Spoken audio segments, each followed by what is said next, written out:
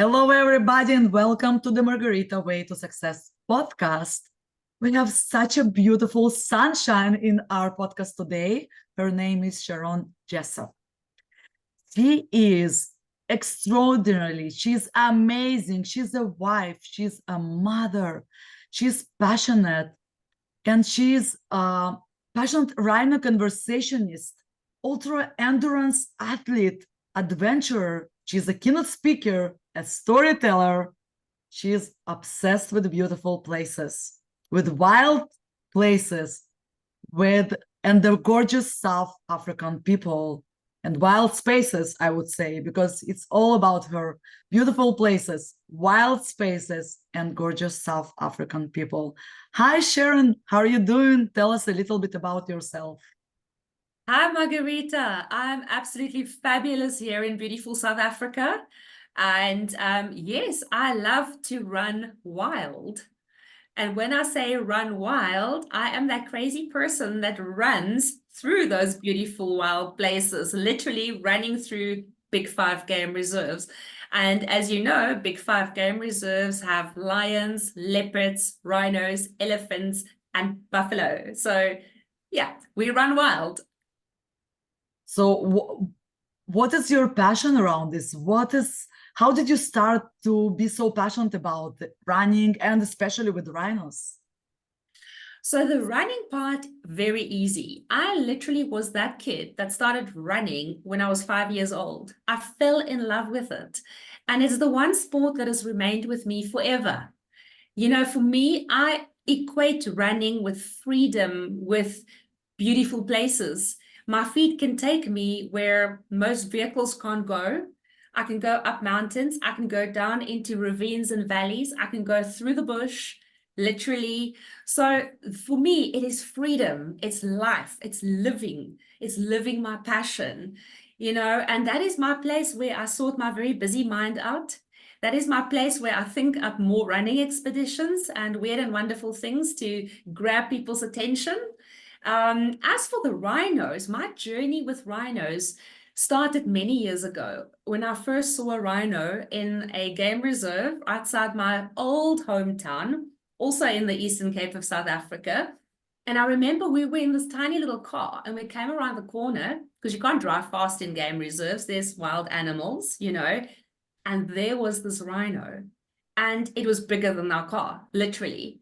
And I looked at this magnificent animal and I just marveled at its beauty, at its majesty. And then many years later, I also, amongst other things, had a little television show on a local TV channel. And I interviewed this amazing rhino vet, Dr. William Folds. And he said to me, have you watched the movie or the documentary Strip, which is an Afrikaans word for poaching? And it's the journey into the rhino horn war. And I watched this documentary. Wow, I have never in 3 hours have been on such a roller coaster of emotions. I got angry, I got sad, I ugly cried. I laughed a bit, I cried again, I got angry again. And that was my moment where I knew I have to do something more than just care about these beautiful animals. I need to do something to save them. So my passion, my fire is burning stronger than ever. You know, since then I've had many close encounters with rhinos, and you just feel so small and so insignificant when you're in the presence of this amazing, majestic animal that is literally our final and last link to dinosaurs. They've walked the earth for millions of years. So I just feel it is our duty and our privilege to save them, to ensure that they don't just survive, but that they thrive. Sharon, I feel your passion and I feel your true connection to those animals. And I'm right there with you when you describe it so beautifully with so many details. Oh my God, I can't imagine. It's wonderful to find your passion. It's wonderful. I do want to ask you, what do you do for a living on your daily basis? It's probably not something that you do for a living. Maybe it's your nonprofit, but tell me a little bit about that, please. Yes, so the rhinos is my passion, but my purpose is people. Mm. I help people find their inner warrior, to find their magic. So I like to call myself a peak performance coach. And whether it is, and peak performance is something that's very personal. It's as unique to me, to you, to everybody out there as our DNA footprint. You know, for some people, peak performance might just be to get out of bed tomorrow morning. You know, for Yep. me, it would be to be able to be healthy and energetic and have enough vigor to run my crazy running expeditions. For somebody else, it might be to be healthy and well, both physically, mentally, and spiritually, to run a crackerjack amazing business. And it is about finding your passion and your purpose. So I assist people to find their passion and their purpose, release that inner warrior, and fly. So that is my day job. And I love it. Beautiful. Oh, it's actually, you said so beautifully, because it's find their purpose, and it's such a profound way to describe it, because someone's purpose is just to getting out of the bed. Because Absolutely. I see it myself. I see people that say, do I have a meaning to get up of my bed, to get out of my bed? What do I need to do? I don't have a meaning. And then it's wow. And do you combine those passions together? Your purpose 100% and passion. yes. Absolutely. Absolutely. So I do reach a lot of people through my running, and people look at this and they often think, but I can't do that. And when I do my speaking, when I do my coaching, I say to them, remember, everybody is special. There is a passion inside all of us, and there's a purpose. There's a reason why we're on this earth. There's a reason why we chose to come to earth in this lifetime, because we have a purpose to fulfill. We are going to unlock that purpose, and we're going to have fun doing it, because I believe life is fun. You know, unlocking your purpose should be fun. Yes, sometimes the journey can be scary, and we know it's messy and change is difficult, but it's always beautiful in the end. Yes. So, and you also broke a Guinness record with the half marathons. Beautiful. First of all, congrats. And second of all, I want to ask you about that. Was it intentional, or something that you just love to do and it's just happened? It was pretty much intentional, because and I have to let everybody in a little secret here, because I wasn't always this happy, positive person. My journey basically started, I would say, about 18 years ago, 18, 19 years ago. I used to be a very angry person. And it took a lot of internal work to get to my place where I'm happy, finding my passion, finding my purpose, living my purpose, living life on purpose and with purpose every single day. And during COVID lockdown in 2020, I found that with the lockdown and the goals keep being moved, and the lockdowns being extended, you know, and we started off in South Africa with 3 weeks. 3 weeks became 6 weeks. 6 weeks became 6 months. And I just found myself starting to go back to that angry, unhappy person, because freedom for me is everything. Even though to be 100% free, I believe you also have to be 100% disciplined. But freedom, not being imprisoned in your own home, that to me is of paramount importance. If I want to pack my my backpack and I want to go for an 8-hour run, I want to be able to do that, and I couldn't do that. And I found that being cooped up really made me go back to that angry place, and it happened so quickly, and that scared the living daylights out of me. So I thought, hang on, I need to do something. I need to do something with purpose that is going to not just help me, but inspire others and give others hope. And obviously, I brought the rhino element in, And during that time, many of my friends and acquaintances also lost their businesses, they lost their jobs, and people were just generally left with no hope. So as one does, you know, Google becomes your best friend. And I started Googling, because I remember at that point in time, we could exercise for a window period of 3 hours per day. You were allowed out of your home prison for 3 hours a day. And I thought, what can I do in 3 hours that is running related, that will take me out into the sunshine? I can feel the sun on my skin, I can feel the wind in my hair, and I can feel that feeling of freedom. And I thought, okay, I can't run a marathon in 3 hours. I'm not quick enough, but I can do a half marathon. So I started Googling, what is the current Guinness World Record for most consecutive half marathons? And I remember at that point in time, it was 50. So I applied to run 68 because that would take me to a specific date. Got accepted, and all systems go. I'm going to run these half marathons. We created all these races. And then I got a notification from the Guinness World Record people, and they said, okay, well, the record is now 75. Somebody improve the record. So I thought, okay, no problem. I'm going to run 76. And I have this beautiful friend with this, she's got big hair and a big personality.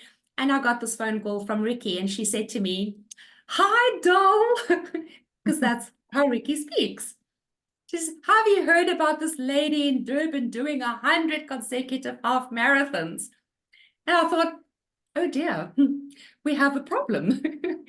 So I actually sent this lovely girl, Trish XTN is her name. She's a real athlete. She ran all her half marathons in under 2 hours.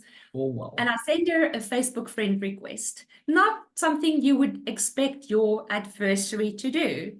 And she accepted my friend request. And then I sent her a direct message. And I said, Trish, here's the thing. If you do 100, I'm going to do 101. If you do 105, I will do 106. So we can either run half marathons for the rest of our lives, or you run your 100 and I do my 101, because I want that record. I want it for the rhinos, and I want it for hope. Yeah. And she said to me, you go and save those beautiful animals. I am not doing more than 100 half marathons. And she didn't. Oh my God. So the initial plan Wow. was to do 101. But on day 101, which was the 31st of December 2020, I had we have our main news station is SABC television news. I had them here in my little street, here in Port Elizabeth in South Africa, and they did live crossings at the start and the finish. So it was a big thing, because here's this crazy woman, and at that point in time I had purple hair, which I normally do. I'm just blonde at the moment. That's doing all these half marathons and basically doing it in varying levels of lockdown. So when all the cameras were gone and the mayor left and the news people left, I said to the guys, okay, so here's the thing. Tomorrow morning, on the 1st of January, I'm going to go out and do one more, because I needed to prove to me that when there's nobody watching, no TV cameras, no hype, I can still do one more half marathon. And we did.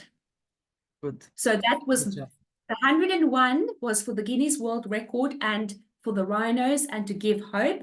Number 102 was for me. Beautiful. You know what you did? It's wow. You gave a hope for rhinos. You gave a hope for yourself, but also this woman proved a hope for humanity, for the connection, for how much we can care about each other, about the animals, about ourselves. And the connection that you create here, you have the whole story here that you can go and bring beyond just this podcast as well into the world, and just to share just that part. It's beautiful. Thank you for sharing. Absolutely. Thank you. So Thank you so when much. coming back for, you said 18 years back, and you talked about, because we've all been there. I was 8 years in kind of not understanding what I want, where I am, and what who am I? And it took for me a long time to understand, to connect truly to my purpose. I do want to give hope, and this is what we're doing here. Through this podcast, I want to give hope to more people. So those who are listening, when you were 18 years old and you start moving into this purposeful person, driven person, living the dream, what did you do? What was your biggest fear? And what did you do to overcome this fear?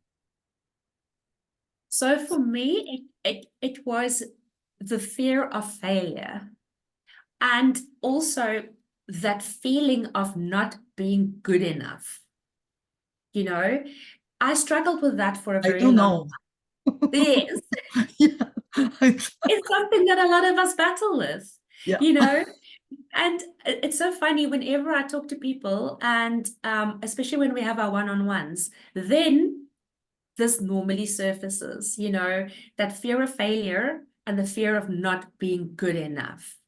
And for a long time, I battled with that. And part of that is what made me so angry, because I studied law, went into a very male-dominated world, you know, and here's this sort of tomboy, girly girl, you know, this unicorn that have to suddenly become this fierce person.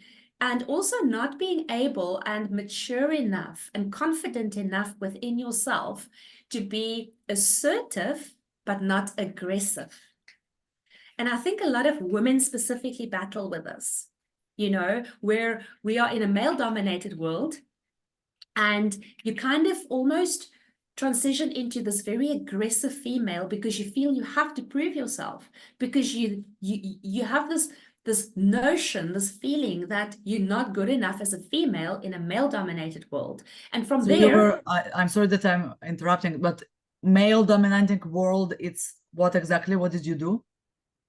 so first and foremost, I went into I was a public prosecutor. So basically, you know, on the side of the state, prosecuting criminals.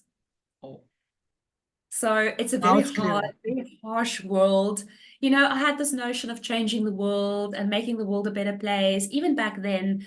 But I realized very soon that I can do more for victims of violence and for people that are suffering outside of the courtroom than I can do inside of the courtroom. Yep. So I left and went into health and safety in the motor vehicle industry. And I spent a very long time there, more than 11 years. And again, it's a male-dominated world.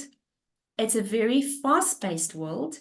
And at the time when I went into that profession, I was one of very few women in the factory that had to go into the factory on a daily basis and be that fierce person that if something went wrong, I would stop production, you know, and it was Ford Motor Company at that point in time.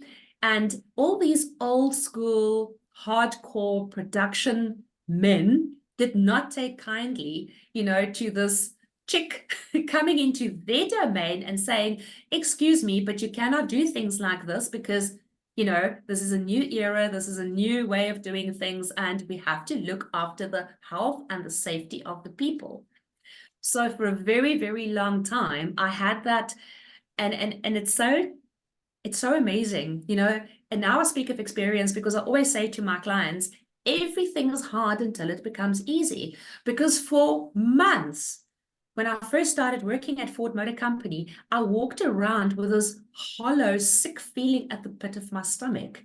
I was absolutely scared to death every single day. Because here I had to prove myself. You know, I'm this woman with this long hair, long blonde hair, in safety boots and a Lumo jacket.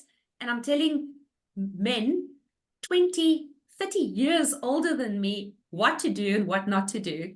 And often they would just go off at you, you know. And if something went wrong, I would have to go from Port Elizabeth to Pretoria, where our head office was, the Ford vehicle operations, and I was on the red carpet.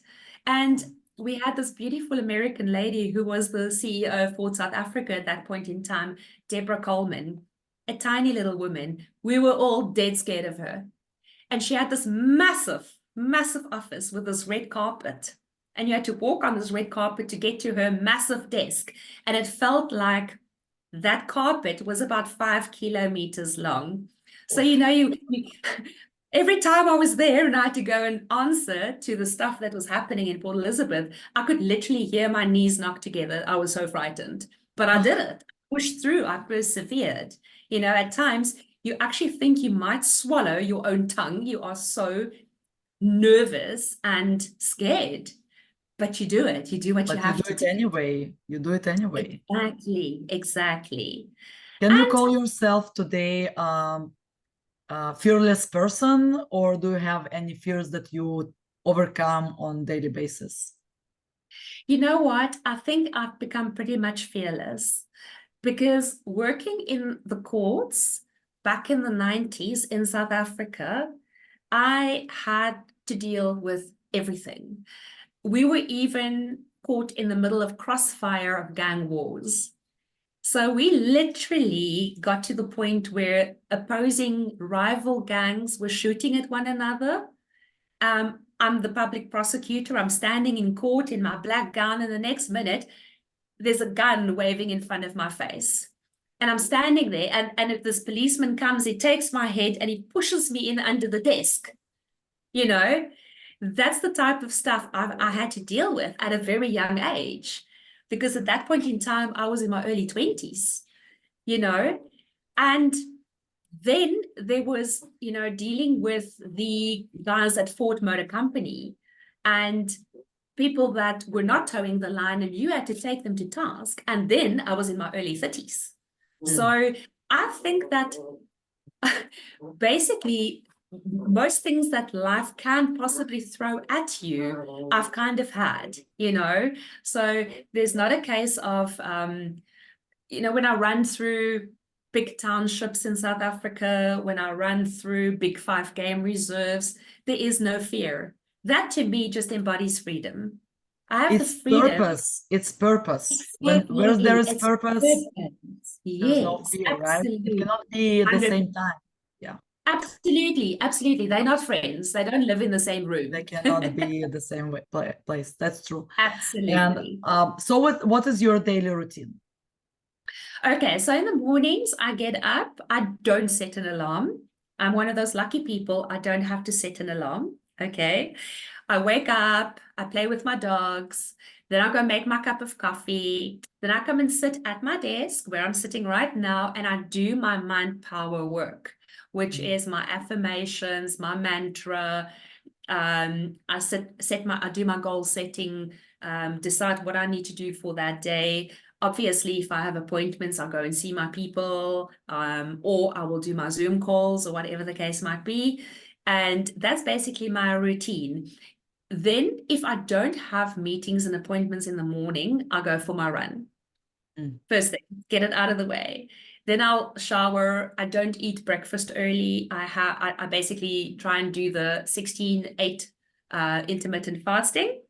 Yes, absolutely. I just feel my system feels so much better when it's not overloaded with food.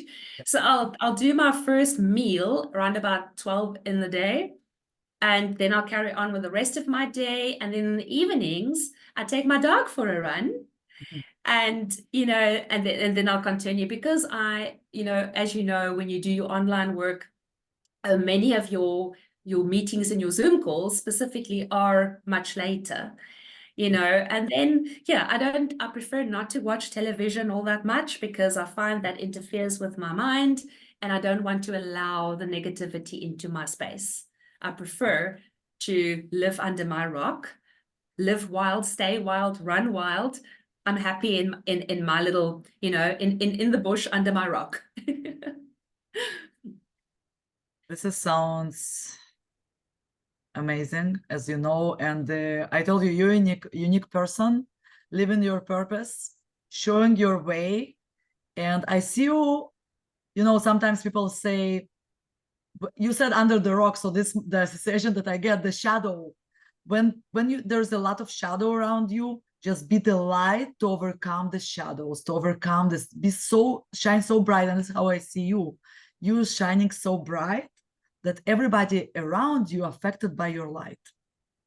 You know what? Again, that is a decision that I made a long time ago. I want to bring the sunshine. And I believe my purpose in life is to help others shine. And if I can, and it's my favorite thing to just smile at a random stranger, give a compliment. You know, there's that saying, if you see something beautiful in another person, mention it. So I do give random strangers compliments that I mean from my heart, and strike up conversations in the queue in the supermarket, you know, or greet somebody that looks a bit down, or give them something, just give them that little bit of gold, that little nugget of gold, that little ray of sunshine, you know. We carry on with our lives, but you never know when you may have touched that person that maybe today would have ended his or her life.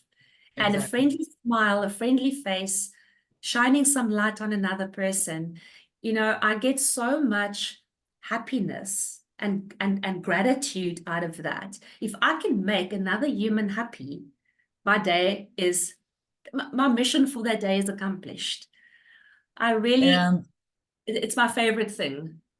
the secret that we can tell here, it's you don't only make this person happy, you make him happy, and this person open up to make so many people happy around this person. So you actually start a chain of reaction. Absolutely. Absolutely. And you know what? I picked my 4 words for 2024, and it is love, kindness, compassion, and connection. Yep. You know, I'm all about making real connections, authentic connections, and connecting with a person on a heart level, not superficially. You know, Yep. this media they call social media is actually not social at all. I mean, you would know people like you and me, we need to have a presence on social media, but there's nothing like looking a person in the eye and connecting, feeling that person's energy, you know, and giving freely of your energy. So that to me is super important. I feel your energy all the way through Zoom. Oh, fantastic. I'm so happy to hear that. What one advice that you can give to people? One advice, or maybe more, it's fine, but just something that you feel that people need to hear from you. Absolutely. You know what? When you are down and out and you're feeling low and you're feeling like nothing is going your way, I always say to people, take the corners of your mouth, smile. It is impossible to feel bad when you've got a smile on your face. And there's a science behind that as well. You know, we can effectively trick our minds and our bodies into believing that we are happy before we're happy. And that is such a powerful thing. You know, we wake up in the morning and you are presented with choices. For me, happiness is a choice. It is an active, conscious choice that I make every day when I get up. Even if I stub my toe when I get up, or I trip over one of my many dogs in the house, you know, or something goes wrong, or in South Africa, we have to battle load shedding when for 2 hours at a time we have no electricity and I maybe can't have my morning coffee, you know, you still have a choice. Nobody, no external thing should be ruling us. We should be ruled from within. Happiness is an inside job. And the other thing is, and this I'm a big stickler for, if you are in the midst of what you perceive as a crisis, try and elevate yourself above your circumstances. Try and take a helicopter view, because often, you know, if you're standing with your face against the wall, you're only going to see the wall. And that's the way with our problems as well. I prefer to call them challenges, because a challenge is something you can overcome. A problem would intimate that, oh my gosh, there's a problem, we're not going to fix this. Okay. Yes. So if you are presented with a challenge, take a helicopter view. Think yourself into that position of that person that is giving you advice. All right. Because then you start thinking rationally. And the minute the rational thought starts taking over, as opposed to the fears and the anxiety and this panicky feeling, something magic happens. Then you start We can find realizing, a way out then. Yeah. absolutely, you know, it's like the kid lying scared in bed and can see eyes in the cupboard looking at them, or they think there's a boogeyman under the bed, but they're too frightened to go and turn the light on and realize that the eyes they think are looking at them out of the cupboard is actually just the buttons on the jacket. Yeah. And the boogeyman that they think is under the bed is actually just the teddy bear they dropped, you know? So you have to elevate yourself, and you've got to get that helicopter view. And then the other thing, discipline, habits. Do the stuff you need to do even when you don't feel like doing it, because you know what? It's so empowering to know I didn't feel like doing that. I didn't want to do it, but I did it. I knuckled down, I worked my butt off, and I got it done. It's empowering. And the And minute then we you're a feel warrior. yes, absolutely. The minute we feel empowered, you start feeling better about yourself, you know, and suddenly things just look a little bit more positive.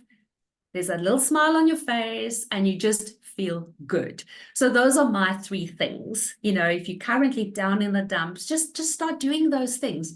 But most of all, smile. Smile. Let's smile together. Absolutely. There A is big bright actually, smile. it's true. There is a science behind it, just because of the hormones that in our mind that gets our body to believe that actually happened, something that already happened, and then we attract the next thing that makes us actually happy, not just from inside but Absolutely. outside as well. And it's beautifully said. Thank you for that, Sharon. It was amazing to connect with you. I'm so lucky, one of the luckiest people to meet you in person and now on Oh, Zoom. thank you. And Thank you. I would love also other people to know how to connect with you. The easiest way probably is to hop onto my website, which is just my name and surname, sharonjessop.com. All my contact details are on there. All my social media is on there. So that literally is the easiest way. Phone number, email address, the whole lock, stock, and barrels on there.